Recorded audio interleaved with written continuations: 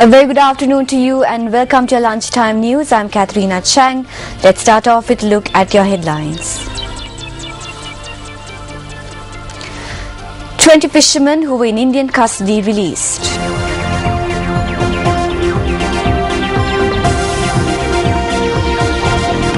Legal action taken against 800 motorists in the Colombo district for not adhering to road rules. Unemployment rises to a record high in France. Now taking a look at those stories in detail. A trial for a possible traffic plan in the Wattala city limits began at 6 a.m. today. Route plan has been organized for certain areas in Wattala from 6 this morning. Media spokesperson SSP Ajit Rowan said that the rehearsal was put in place in order to find a solution to the heavy congestion reported in the area on a daily basis. He added that if the rehearsal results yielded a positive outcome, the new traffic plan will be adopted. The police stated that legal action has been taken against 800 motorists in the Colombo districts for not adhering to road rules at railway crossing lines, traffic lights and roundabouts. The police added that strict actions will be taken against all those who break the law, particularly at such locations.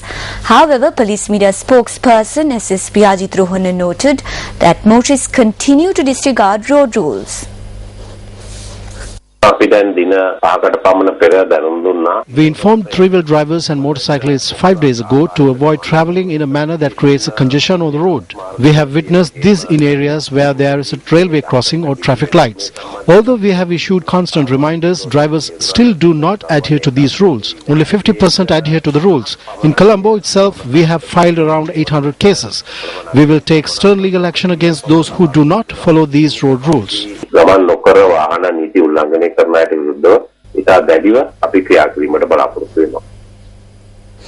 20 Sri Lankan fishermen that were released from Indian custody arrived in the island today. Navy media spokesperson Commander Coastal Varnakula Surya said that the fishermen, along with 10 fishing vessels, were handed over to the Coast Guard at the International Maritime Border yesterday. The Sri Lankan fishermen who were caught fishing outside the maritime boundary were taken into custody by the Indian Coast Guard last September. The fishermen were released subsequent to discussions between Sri Lanka and India that took place day before yesterday. Along with the fishermen, 10 fishing vessels were released and were brought to the Kalpitiya harbour. The fishermen are residents of Mahavawa, Puttalam, Beruwala and Vennapo areas.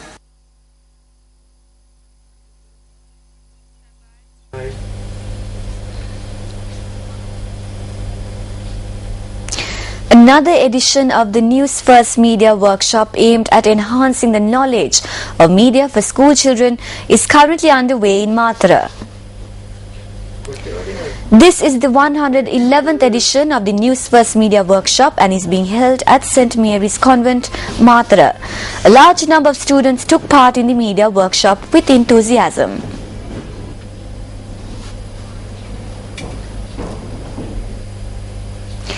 The headquarters of the 24th Division of the Sri Lanka Army was opened yesterday.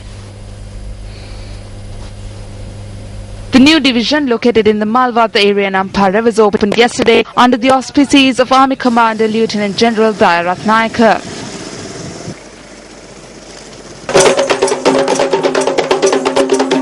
Senior Army officers such as Commander of the 24th Division were present at the occasion. The Army Commander also took part in a ceremony to planting a tree sapling at the occasion.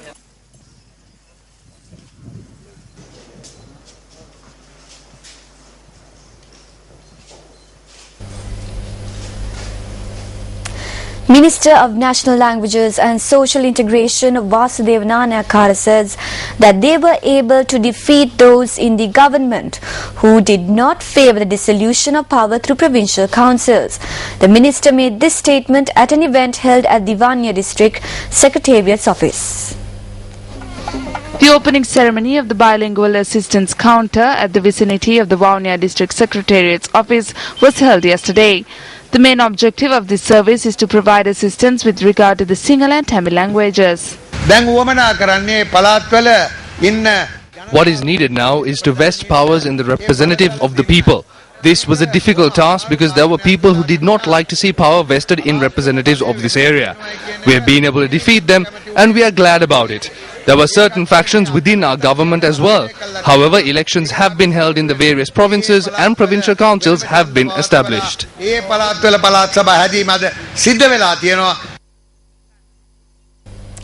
A protest was staged this morning against the transfer of a primary teacher in the Hiriwaduna Model Primary School in Habarana this morning. Our correspondent stated that a group of parents, teachers and the administration of the school closed the principal's office as a mark of protest. Subsequent to this, the parents together with the students staged a protest opposite the school premises. Our correspondent said that the Habarana police dispersed the crowd.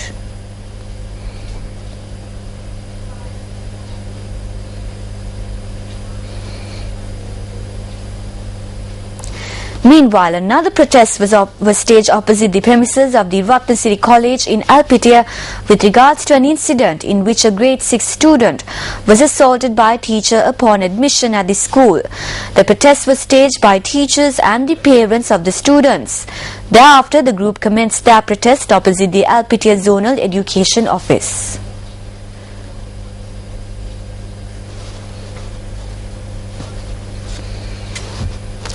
Arrangements have been made to collect information regarding the registration of persons for the poster voters list via the Government Information Centre.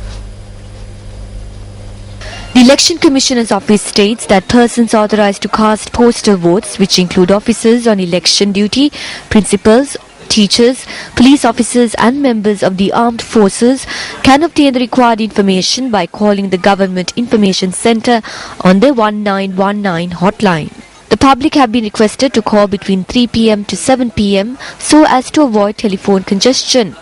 The closing date for the submission of applications for the postal vote in the western and southern provinces will close on the 10th of February.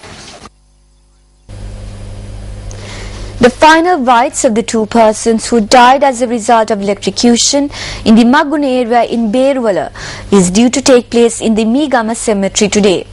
The victims of this tragic accident died when they were constructing a house.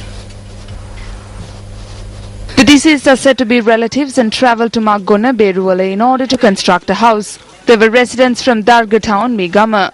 The accident occurred when one individual attempted to lift an aluminium pipe which came into contact with a high voltage power line. Our correspondent said that the victim's uncle died of electrocution in his efforts to save him. 26-year-old Jana Chandima was the father of two infants, while Jayatilika Silva, who is 36 years old, was the father of two.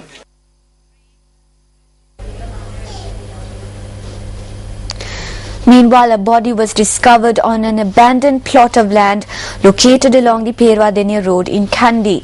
The police stated that the body was found based on a tip-off provided by area residents. The deceased has been identified as 45-year-old Ajit Samarsingha, resident of Handasa, Aranthana. However, the police added that the cause of the death has not been ascertained. Our correspondent added that his shirt and a knife was found in close proximity to the body. The body has been placed in the Kandy General Hospital subsequent to post-mortem examination. A 19-year-old student died when a wall of a tuition class in the Tangol area collapsed on him. The police stated that the accident occurred at 7:30 last evening. The student who suffered serious injuries died upon admission to the hospital. The deceased was a resident of the Okkampiti area in Buttala. The student, who was identified as Kasun Chaturanga, was temporarily boarded in the Deniawat area in Tangol. The body is currently placed at the morgue of the Tangol hospital and the post-mortem examination is to be conducted today.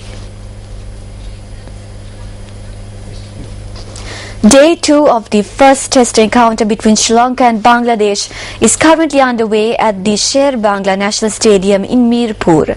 Bangladesh were bowled out for 232 runs in their first innings. Roshan, and a very good morning from First innings on day 2 on an overnight score of 60 for no loss. Both Sri Lankan openers went on to score half centuries on day 2. Dimuth Karunaratne was the first to fall as he was sent back to the dressing room for 53 runs. So the end of the over, Sri Lanka are... sweep it nicely. This is it very well. It must be said.